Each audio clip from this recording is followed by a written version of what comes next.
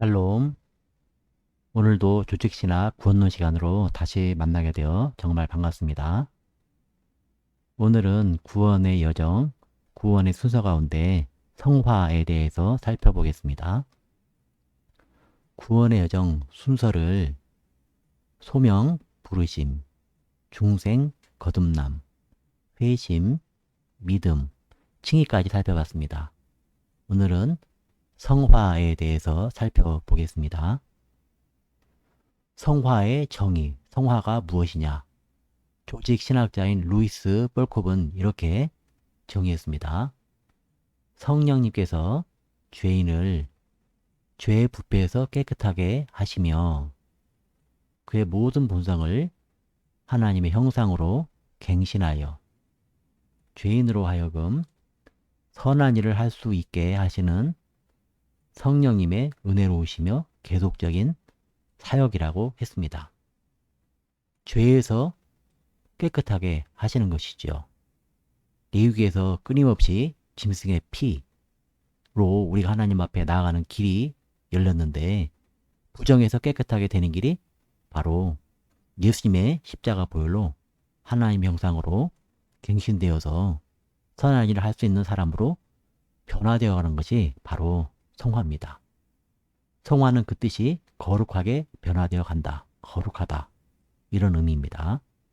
어원은 자르다, 베어내다 이런 뜻이 있는데 그것은 구별된다는 뜻이고 바로 죄에서 구별된다는 뜻입니다. 성화의 정의를 좀 더 중생 칭의와 연결해서 살펴보겠습니다. 중생 칭의는 말씀과 성령의 씨가 우리 안에 들어온 것입니다. 신분적 변화라고 할 수 있죠. 그런데 성화의 시작은 성령님을 통해서 죄의 오염으로부터 점점 변화되고 거룩해져서 예수님을 닮아가는 것입니다. 그래서 성화되어서 열매를 맺는 거죠. 성령의 열매, 의의 열매를 맺는 것입니다. 이것이 성도의 성화의 삶이죠. 그리고 결국 우리는 영화롭게 되어서 하나님 나라 천국에서 영원히 살게 됩니다. 성화의 방법. 성화의 방법은 성령님의 초자연적인 사역입니다. 사람이 할 수 없는 인간의 지성을 결국 성령님이 죄를 꺾으시고 의의 길로 인도하신다는 것이죠. 그런데 여기에는 신자와의 협력이 필요한 협력 사역입니다. 성경은 성도들에게 악과 유혹에 대항하여 싸우라, 거룩한 생활을 하라, 부정에서 깨끗하게 되라, 씻으라 계속 권면하고 있는 것을 명령하고 있는 사실을 우리가 알 수 있습니다. 레위기에서도 끊임없이 씻으라 하는 말씀을 우리가 들을 수 있고요. 로마서 12장 2절 말씀에 너희는 이 세대를 본받지 말고 오직 마음을 새롭게 함으로 변화를 받아 하나님의 선하시고 기뻐하시고 온전하신 뜻이 무엇인지 분별하도록 하라 하고 계속 우리에게 성화의 길을 함께 갈 것을 촉구하고 계십니다. 하나님 우리와 동행하시는데 우리도 하나님과 함께 갈 것을 하나님은 계속 촉구하십니다. 성화의 두 가지 요소가 있습니다. 소극적 요소는 옛사람의 억제입니다. 성경에는 하지 말라 이렇게 나오는 것입니다. 죄로 인해서 부패된 인간성을 죽여가는 것입니다. 죄가 드러나려고 할 때 하지 말라 그렇게 말씀하고 있죠. 적극적 요소는 성경 말씀에 하라, 사랑하라, 순종하라 이런 말씀입니다. 이것은 세 사람의 태동에 연결되어 있고 죄의 생활을 벗고 새 생활을 하는 것입니다.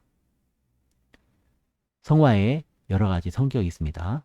첫째는 죄의 오염을 제거하는 것입니다. 죄의 더러움을 제거하려고 성령님의 도우심받아서 영적인 싸움을 하고 있는 것이죠. 그리고 예수 그리스도의 형상을 회복하는 것입니다. 죄로 잃어버린, 죄로 흐려진 하나님의 형상을 회복하는 것이 바로 성화입니다. 이 성화는 점진적이고 지속적인 과정입니다. 칭의처럼 법적인 행위가 아니고 도덕적, 재창조적 행위므로 즉각적이 아니고 전생에 걸쳐 일어나는 일입니다. 성화는 전 인격에 영향을 줍니다. 사람의 내부에서 일어나는 변화는 동시에 생활의 외부적인 변화를 가져옵니다. 그래서 성화는 전 인격에 영향을 주는 것입니다. 성화의 시기. 성화의 시기가 언제인가? 첫째, 현세에서는 불완전하다는 것입니다. 매일 죄와 싸우기 때문에 불완전합니다. 성도들은 항상 죄와 싸우기 때문에 현세에서는 완전하게 이루어지지 않는다고 보는 것이죠. 성화의 완성 시기는 두 가지로 나눠서 볼 수 있습니다. 영혼은 개인이 죽을 때 완성된다고 봅니다. 죽을 때 우리 영혼에 점도 없고 흠도 없고 티도 없는 깨끗한 영혼으로 완전히 성화된다고 봅니다. 육체는 좀 더 기다렸다가 부활 때, 예수님이 다시 오실 때 완전하게 죄가 없는 몸으로 다시 완성된다고 봅니다. 참으로 놀라운 것이죠. 우리에게는 죽음도 놀라운 은혜요. 부활은 더 놀라운 은혜입니다. 선행, 성화의 관계에 대해서 선행을 우리가 생각해 볼 필요가 있습니다. 선행은 중생한 자만이 할 수 있습니다. 비중생자도 일반 은총원에서 할 수 있지만 하나님의 도우심을 받지 못하기 때문에 불완전합니다. 선행이 우리에게는 성화의 과정에서 필요합니다.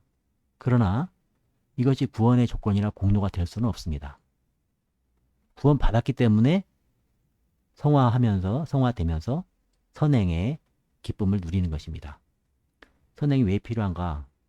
하나님이 요구하시는 생활이기 때문에 필요합니다.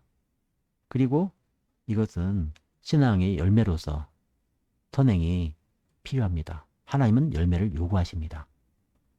그리고 선행을 하면서 신앙의 확증을 얻는 길입니다. 매일 죄를 지으면서 악한 일 하면서 자기가 믿음이 있다고 하기는 어렵겠죠.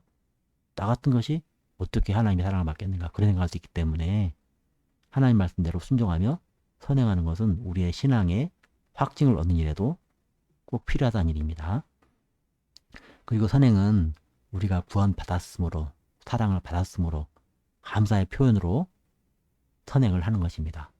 그리고 최종적으로 우리는 하나님을 닮아가면서 성화의 과정 속에서 하나님의 영광을 위하여 하나님이 기뻐하시는 선행을 하는 것입니다. 사랑하는 화관중앙 성도님들, 이 놀라운 하나님의 구원을 받고 성화의 길을 걸어가는 과정 속에서 놀라운 하나님의 은혜를 풍성하게 누리시기를 바랍니다. 오늘은 여기까지 하겠습니다. 감사합니다. 다음에 또 만나겠습니다.